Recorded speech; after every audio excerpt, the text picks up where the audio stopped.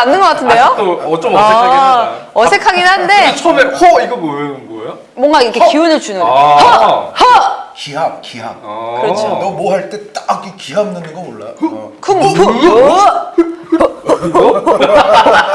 이런 거 있잖아요. 오늘 주제 뭐냐면 저번에 또 챔스 8강 1차전 했잖아요. 네. 장 위원님한테 바로 넘어가 본다면 첼시와 레알 경기에서 벤제마가 장 위원님 보란 듯이 골을 넣던데요. 벤제마 원래 잘하는 선수예요. 네. 아니 내가 뭐 못한다 그랬나? 그렇죠. 네. 그렇죠. 그 4명 최고의 선수 경쟁에 넣는 거지. 네. 왜 또 그 얘기를 꺼내십니까? 벤제마가 근데 사실은 그 경기가 골은 넣었지만 내용적으로는 제 개인적인 생각으로는 내용적으로 그렇게까지 잘했던 경기는 아니에요. 근데 다른 경기에 기록적으로는 비해서 네. 기록은 좋은 기록이 하나 나왔는데 잉글랜드 프리미어리그 팀들을 상대로 골 터트린 선수 가운데 두 번째로 네. 20골을 넘긴 선수가 됐어요. 그러니까 그 27골에 리오넬 메시 선수가 프리미어리그 상대로 27골을 터뜨렸는데 벤제마 선수도 이제 20골이 됐습니다. 지금 첼시가 결과적으로는 결국엔 또 졌고 그리고 사실 보면 2차전에서 1점 차로 저도 지금 레알이 4강 진출을 하는 상황이기 때문에 첼시가 그다지 좀 상황이 좋지 않단 말이에요. 근데 사실은 결과는 2골 차 2대 0으로 레알 마드리드가 이겼는데 네. 그러니까 저는 객관적인 현재 경기 내용, 두 팀의 내용은 2골 차 정도로 생각을 했거든요. 지난번에 그렇게 얘기를 했었고, 근데 사실 실제로 뚜껑을 열어봤을 때 내용은 2골 이상으로 더 벌어질 수 있는 스코어예요. 그러니까 레알 마드리드 입장에서는 사실은 3, 4골 정도 넣을 수 있는 네. 그러한 상황이었죠. 또 치루엘 선수가 또 퇴장으로 빠지는 그 상황에서 그 이후의 시간대에서는 조금 더 골을 더 넣을 수 있는 기회가 있었지만 근데 뭐 일단은 레알 마드리드 입장에서는 홈 경기를 조금 더 리스크를 좀 줄이고 충분히 원정 가서도 이길 수 있다는 자신감이 묻어나는 마지막 운영이었다고 생각을 해요. 후반 막판에는. 그래서 더 추가골을 노리기보다는 좀 안정되게 그냥 경기를 마무리한 느낌입니다. 그만큼 현재 첼시는 경기력에서 잘 조직화된 오랜 기간 숙성된 레알 마드리드의 그 조직력을 따라오기가 쉽지는 않고요. 네. 그래도 첼시 입장에서 포기는 없다. 끝까지 최선을 다해보는 상황밖에 지금 없죠. 네, 그렇죠. 네, 램파드 체제에서 뭐 지금 조직적으로 정비가 안 돼 있고 선수들이 포지셔닝이나 여러 가지가 뭐 우왕좌왕 지금 짜임새가 전혀 없는 와중이지만 그래도 나름대로 할 수 있는 선까지는 최선을 다해야 되지 않습니까? 그래서 첼시는 그렇게 지금 준비를 하려고 일단은 이번 2차전에 치루엘은 징계로 못 나오고 쿨리발리는 햄스트링 부상 때문에 못 나오는 어려운 상황에서 지난번에는 실리적으로 레알 마드리드 원정에서 역습 위주의 운영을 하려고 했다가 네. 결과적으로 뭐 득점은 못하고 졌지만 이번에는 뭐 초반부터 일단 승부를 걸어야 되기 때문에 램파드 감독이 그래도 많이 해왔던 4-3-3과 유사한 운영으로 끌고 갈 수밖에 없고요. 그리고 실질적으로 지금 뭐 수비진의 숫자나 뭐 가용 인원이 4백 정도로 나설 수밖에 없는 또 그런 상황이에요. 물론 찰로바나 이런 선수까지 적절히 쓴다면야 모르겠지만 현재 상황에서는 치레엘 대신에 쿠쿠렐라 선수를 넣고 티아고 실바와 포파나와 제임스 그리고 역시 허리에는 엔소를 중심으로 칸테, 코바치치 그리고 이제 전방에 누구를 쓰냐의 문제인데 근데 어쨌든 브라이튼전에 펠릭스, 코바치치, 제임스, 쿠쿠렐라, 칸테, 티아고 실바를 선발해서 제외하면서 로테이션을 하려고 노력을 했어요.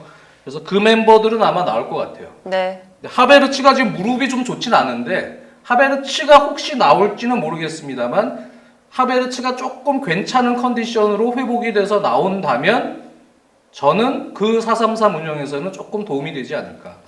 그런 상황에서 경기 운영이 되는데 뭐 종국에는 그럼에도 레알의 벽은 넘기 힘들 것이다.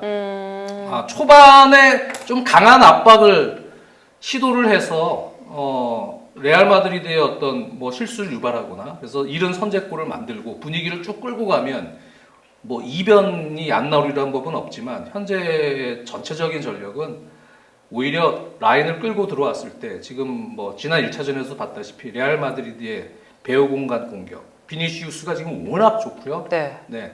배후 공간에 대한 그 공격 자체가 지금 뭐 첼시가 수비진이 지금 커버하기에는 상당히 버거운 정도로 실점할 가능성이 높다. 그래서 뭐 종국에는 저도 궁금해요, 사실. 네. 어떤 경기를 할지. 아니, 첼시. 처음에는 좀 비장한 말투로 그러니까요. 말씀하시다가 결국 종국에는 이러면서 거의 시선을 뒤로 아래쪽으로. 가면 갈수록 약간 포기적인 말투로 아니 이 말씀하시다가 경기가 제가 첼시 팬이지만 어쩔 수 없이 예, 이번에 나온 8팀 중에 가장- 가장 경기력을 예상하기 힘들어요. 첼시가 어떻게 경기를 할지 잘 모르겠어요. 궁금합니다.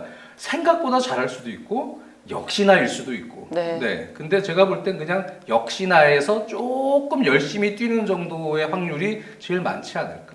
그것도 그럴 게 사실 첼시가 램파드가 와서 3연패를 계속 하고 있는 와중이기 때문에 더 그렇고 거기다 안첼로티는 마음을 먹은 것 같아요. 사실상 우승을 좀 생각하고 있다. 우리 목표는 4강이 아니다라는 생각을 마음 먹고 내년까지 좀 계약을 하는 것 같은 그런 분위기도 좀 있는 것 같고. 계약서에 사인이 실제로 되기 전까지는 그거는 그렇죠. 이제 모르는 일이지만. 어쨌든 또 과르디올라 감독이 특히 그 안첼로티 감독이 그런 생각을 한다면 과르디올라 감독이 동의하지는 않을 것 같고요. 어찌됐건 레알 마드리드가 지금 가장 위력적인 폼을 과시하는 팀은 맨체스터 시티임에는 틀림이 없거든요. 뭐 유럽 전체로 보더라도. 그런데 맨시티 다음 레벨 정도로 폼이 좋은 팀은 제 생각에는 레알인 것 같아요. 그러니까 이제 로테이션을 좀 시키고 뭐 예를 들어 뭐 아센시오 같은 선수가 교체로 나오고 이런 상황에서도 그 주말 경기도 괜찮았어요. 그리고 장 의원님 말씀대로 워낙에 지금 비니시우스 선수가 좋은데 아까 벤제마 선수 그 대프리미어리그 상대 기록을 말씀드렸습니다만 비니시우스 선수도 지금 올 시즌 챔피언스 리그에서 엘링 홀란 선수 다음으로 공격 포인트가 그렇죠. 많은 선수가 비니시우스예요. 그러니까 골수는 홀란 선수와 당연히 차이가 좀 있지만 그 대신 비니시우스 선수는 어시스트가 많거든요. 그래서 홀란 선수 다음으로 공격 포인트 많은 선수가 또 비니시우스 선수고요. 전반적으로 지금 레알이 일관적으로 펼쳐 보이는 폼, 물론 레알은 중간에 비아레알에게도 진 적이 있고 그리고 코파델레이 바르셀로나와의 1차전에서 패한 적도 있고 근자에 뭐 맨시티처럼 그렇게 연승으로 가는 그런 것까지는 아니지만 정말 집중해서 잡아야 될 경기에서의 요즘 발현되는 폼을 보면 레알이 상당히 괜찮은 건 사실이다. 그래서 현실적으로는 첼시가 조금 어려워 보이기는 하는데 첼시의 역시 아킬레스건은 최근 5경기 공식 경기에서 한 골이거든요. 네. 이제 이 부분이 어떻게 되느냐가 이제 말씀하신 그 이른 시간에 선제골이 과연 가능할 것인가 여부인데, 근데 저도 장 의원님 그 마지막 말씀에는 동의를 하는 게 어떻게 될지는 사실 좀 아주 예단하기는 어렵다. 그러니까 최근 5경기에 한 골밖에 못 넣었던 첼시인데 이런 날 따라 또 들어갈 수도 있다는 생각을 하거든요. 네. 그러니까 최근의 페이스를 그냥 논리적으로만 계산하면 첼시가 여기서 레알 마드리드를 능가할 만큼의 골을 넣기란 쉽지 않을 것을 예상하는 게 논리적이긴 하죠. 그런데 또 이 정도 한 5경기에서 이렇게 빈공이었으면 한 번쯤은 또 터질 수도 있는 게 축구라는 생각이고 그거는 제 생각에는 또 첼시 홈이기 때문에 어떻게 보면 램파드 감독도 정말 이 경기는 정말 자기 명예가 달린 보여줘야 돼요. 경기예요. 지금 사실 사람들의 많은 우려와 반대 속에서도 임시감독으로 지금 왔는데 여기서 또 한 번 망신당한다? 그러면은 제 생각에는 램파드 감독도 앞으로 저 게리 네빌 씨나 뭐 이런 분들처럼 그냥 저 방송인 해야 되지 않을까. 그러니까 자신의 정말 자신이 앞으로도 지도자를 하고 싶은 생각이 있다면 이 레알전이 정말 승부처라고 아니할 수가 없거든요. 이 경기에서는 좀 램파드 감독도 그렇고 첼시 선수들도 그렇고 마지막 정말 쥐어짜는 힘이라도 한번 내야 되니까 제 생각에는 그런 차원에서 약간의 그 변수는 있다. 다만 이제 레알이 현재 좀 안정적으로 좋아 보이는 거는 틀림없는 사실이고 또 이 경기에서 저는 궁금한 게 레알이 과연 이 경기에서는 다시 알라바 선수를 쓸까 리디거 선수를 쓸까 요것도 좀 궁금하긴 해요. 그러니까 홈에서는 일단 좀 앞서 놔야 되기 때문에 역시 빌드업에 강점이 있는 알라바 선수를 이제 중앙 수비수로 출전을 시켰는데 요 경기 같은 경우는 첼시가 좀 강하게 나올 것이고 뭔가 좀 막아내는데 일단 레알도 주안점을 둘 수는 있거든요. 그래서 과연 리디거가 나올 건지 알라바가 나올 건지 요것도 한번 선발 라인업에서 눈여겨보시면 좀 흥미로운 포인트가 될 겁니다. 일단은 리그에서는 카마빈가, 알라바, 카르발, 모드리치, 크로스, 비니시우스를 선발에서 빼고 부분적 로테이션을 했어요. 네. 안첼로티 감독이. 그만큼 스탠포드 브리지의 분위기가 과거의 챔피언스 리그들을 보면 뭐 바르셀로나를 다시 홈으로 불러들일 때나 뭐 여러 가지 상황들을 고려할 때 거기가 한번 악 하고 몰아치면 스탠포드 브리지가 약간 2차전 때 그러한 좀 분위기에 휩쓸려서 오다다당 막 그런 경우들이 있어요. 좋게 나가는. 그래서 첼렘덩크가 된 거죠. 그렇죠. 그래서 안첼로티 감독도 조심스러운 것 같아요. 이렇게 로테이션을 좀 시키는 거 보면 그 2대 0이지만 조심스럽게 좀 나가고 싶은 것이 있다. 그래서 결국은 전반 한 30분 그 안에 성패가 좀 나눠지지 않을까. 첼시는 그 나아지지. 안에 승부 봐야 되고요. 그쵸. 거기까지 예를 들어 전반전이 예를 들어 뭐 레알도 골을 못 넣었지만 첼시도 골을 못 넣었다. 그럼 45분만 가지고 첼시가 그 상황을 골 넣는다? 극복한다는 거는 쉽지 그거는 좀 않죠. 어려워 보여요. 예, 예. 알겠습니다. 첼렘덩크가 과연 올 수 있을지 장현님이 다음 주에도 표정이 이렇게 안 좋을지 한번 두고 보도록. 제 우와! 이런 표정이 개인적인 예상은 지난번에도 얘기했지만 이번엔 첼렘덩크 기운이 별로 안 느껴져요. 아니 안 느껴지긴 해요. 여기까지! 모두가 다 그렇게 생각하긴 하는데 뭐 공은 둥그니까 한번 지켜보자고요. 리그에서만 집중하자고 전패할 것 같아 지금. 리그에서 하크도 져가지고. 근데 리그에서 집중을 해도 사실 딱히 뭐 목표가 지금 없어요. 없어요. 확실한 목표가 있는 건 아니고 오히려 첼시는 이 차라리 챔피언스 챔스를? 리그, 이 레알 2차전이 어떻게 보면 진짜 혼신의 힘을 걸어야 될 경기예요. 아, 그냥 근데 올 시즌 사실 목표는 속된 말이지만 쪽팔리지 않게 그냥 끝내자. 그냥 그런 것 같아요. 마음이 어차피 챔스에서 뭐 우승을 할 전력은 안 되고 근데 저도 우승 입장이 아니에요. 지금 아스날 때는. 4점 차더라고요. 네, 알겠습니다. 네, 자, 네. 나폴리 대 밀란으로 넘어가 보도록 할게요. 지금 2차전인데 나폴리가 좀 빨간불이 켜진 것 같아요. 김민재 선수가 또 경고 누적으로 나올 수가 없고 잠보한 기사도 못 나오잖아요. 그렇기 때문에 그 자리를 누가 메울 것인지가 가장 큰 좀 관건으로 보여지거든요. 네, 일단 뭐 김민재 선수 자리는 주앙 선수가 있고요. 물론 이제 김민재 선수에게 밀려서 올 시즌 그렇게까지 많이 뛴 건 아닌데 어찌됐건 기본 수비로는 주앙 선수가 있습니다. 근데 다만 이제 피지컬적인 능력이랄지 여러 가지 뭐 김민재 선수가 갖고 있는 이른바 그 육각형 능력 있잖아요. 그거를 고려하면은 주앙 선수가 조금 약세인 것만큼은 틀림없는 사실이고요. 그리고 이제 잠보안 기사 선수 자리에는 뭐 은돔벨레 선수도 예상은 되는데 이제 은돔벨레 선수도 이게 긁히느냐 안 긁히느냐의 그 문제는 있어요. 그러니까 은이냐 금이냐 동이냐. 네, 그러니까 금이 되느냐 동이 동이 되느냐? 되느냐 동이 되느냐 이것에 따라서 좀 천차만별일 수는 있는데 잠보안 기사 선수 같은 경우는 지금 현재 폼이 그닥 좋지는 않았던 선수라서 잠보안 기사 자리보다는 오히려 김민재 선수가 빠지는 자리가 나폴리는 당장 좀 걱정은 될 거다. 그리고 이날 결국은 뭐 최대의 포인트는 역시 오시멘 선수입니다. 지금 스팔레티 감독도 이날 뭐 오시멘 선수 나오는 거는 뭐 틀림없다라고 얘기를 했기 때문에 오시멘 선수 나와야 하고 또 나올 텐데 이제 오시멘 선수가 물론 이제 얼마 전부터 훈련을 하고 있었기 때문에 어느 정도 뭐 상태가 나쁘진 않을 거예요. 그런데 어쨌든 나와서 어떤 폼으로 뛸 수 있느냐. 그리고 그 오시멘을 활용해서 주변에 이제 흐바라츠켈리아 선수라든가 다른 선수들이 다 같이 살아날 수 있느냐. 그리고 역시 나폴리는 전체적인 에너지 레벨이 과연 좋았을 때만큼으로 돌아올 수 있느냐. 그리고 여기 이제 밀란 입장에서의 포인트는 이건 있습니다. 나폴리가 0대1로 지기는 했어도 그 전에 리그 경기는 0대4로 졌잖아요. 네. 그거는 뭐냐면 오시멘 선수 없었던 거는 같단 말이에요. 그런데 데뷔를 하고 나왔다? 그렇죠.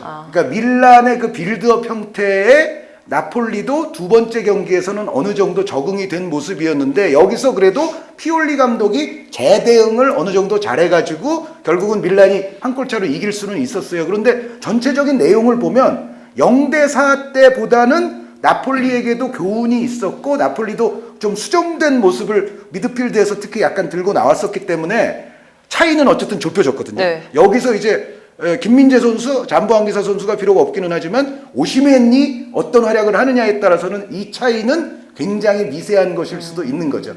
그래서 나폴리에게도 이 경기는 충분히 뭐 희망이 있고 아직까지는 거의 밀란이 약간 유리하긴 한데 한 4.8대 5.2? 네, 나폴리에게도 저는 한 4.8 정도는 줘야 된다고 생각을 합니다. 그러면 그나마 좀 나폴리의 희소식이라고 할 수 있는 게 AC 밀란에서 지루 선수가 못 나오잖아요. 지루는 주말에 훈련에 합류는 했어요. 네. 네, 주말에 훈련은 소화를 했는데 이제 문제는 컨디션이 어떠냐에 대한 부분이죠. 지루 선수가 정말 정상적인 컨디션으로 뛰느냐. 근데 어쨌든 지난번에 그 김민재 선수와의 경합에서는 김민재 선수가 제공권에서 지루보다 오히려 우위를 보였거든요. 네. 네, 공중볼에서. 그런 부분을 고려하면 지루 선수의 원톱으로서의 영역은 원터치 연계 그리고 수비를 달아주고 라인을 또 이렇게 끌어주는 역할 여러 부분에서 공격 전개 전환 상황에서 상당히 중요한 롤입니다. 지루가. 근데 지루가 정상적인 컨디션이 아니라면 그러면 이제 나폴리에겐 희소식이죠. 왜 그런가 하면 사실 김민재 선수의 공백은 여러 가지의 단점을 노출시킬 수 있는 우려가 있지만 그중에서 특히 원톱을 막아줘야 될 높은 위치에서 계속 밀어줘서 막아줘야 될 위치에서는 김민재만한 선수가 없었거든요.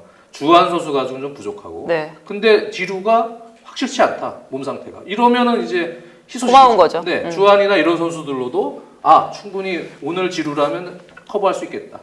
이제 그러한 상황이 연출될 수가 있고요.